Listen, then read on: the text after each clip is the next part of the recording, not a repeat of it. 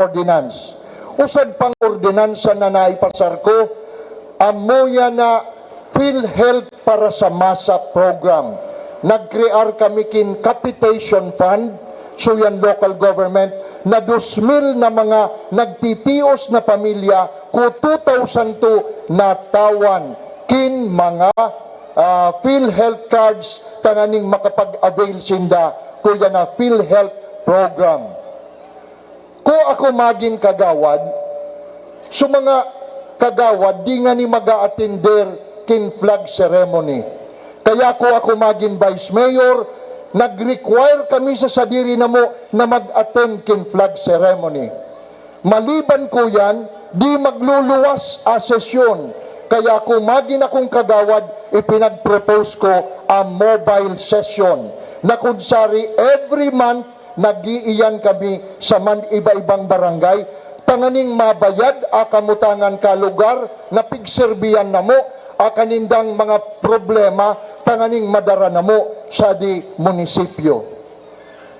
Minsan, pag nagkakaadgo kami mobile session, kung sa bukid, nag-tree planting muna kami. Kung minsan, nagkakaadgo kami medical and dental mission. Amo yan sa mga pagbabago, alagad na bayad ninyo na halos ipinagpapadagos ninda suka na kong napunan. Isin ninyo, kung ako vice mayor, halos urualdo ako na nag-uopisina. Taparakan ako, o yan na pagiging vice mayor, usad na full-time na trabaho.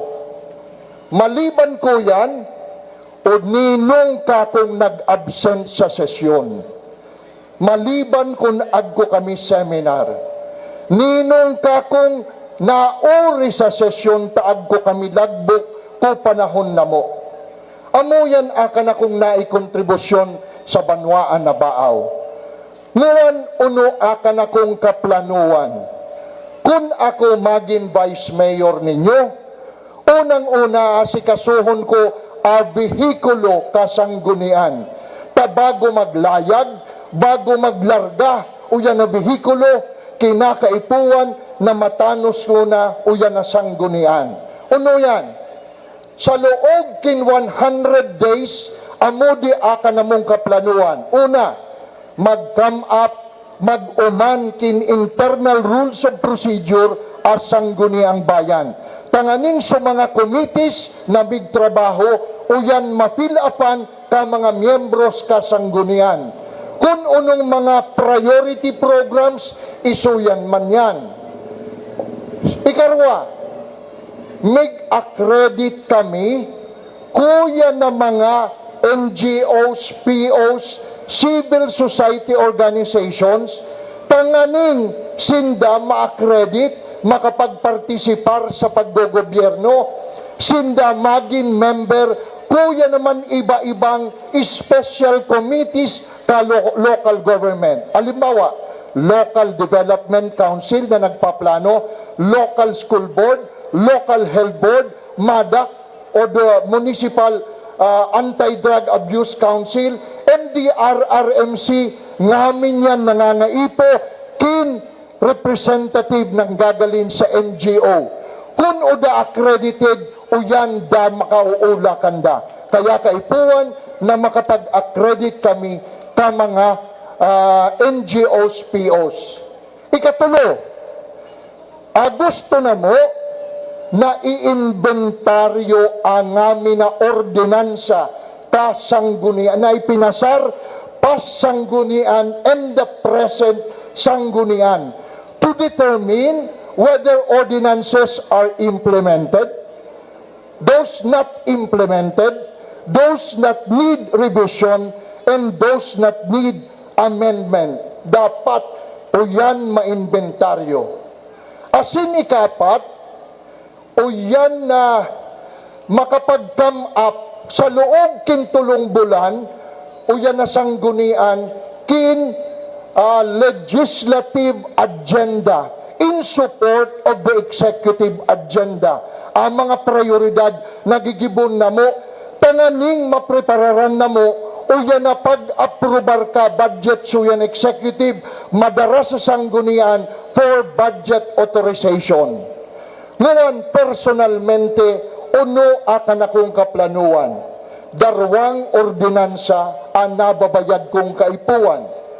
Una, manungod sa accountability. Sabi nga ni, public office is a public trust.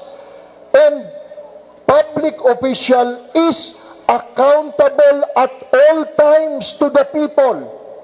And therefore, paggastos ka kwarta ka gobyerno, dapat tama ayon so yan aprobadong budget.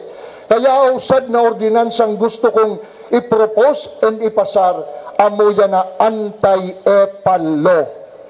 Na kunsari, i-regulate ta pagbutang kin mga ngaran, pagbutang kin litrato, kin mga politiko, pagbutang kin sticker sa mga bihikulo, sa mga building, sa mga edifisyo, sa mga ipinatugrok na mga buildings ka munisipyo.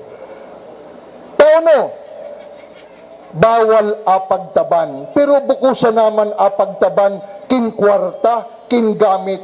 Pwede man magtaban kin onra, pwede man magtaban kin ngaran, apagbutang kin ngaran, so yan, buko mo man ginastuwa na personal, o sa da forma sa pagmati ko kin pagtaban. Ikarwa, tapos na? Your 10 minutes has ended. Okay. So, tandaan po 10 seconds, migbagting. Okay. Tapos, orong tara, 10 seconds. Ayan. Pag full na, ice cream atunog. Okay, let's listen to Vice Mayor Jose Ling Malazarte for 10 minutes. All right, sir, your 10 minutes starts now.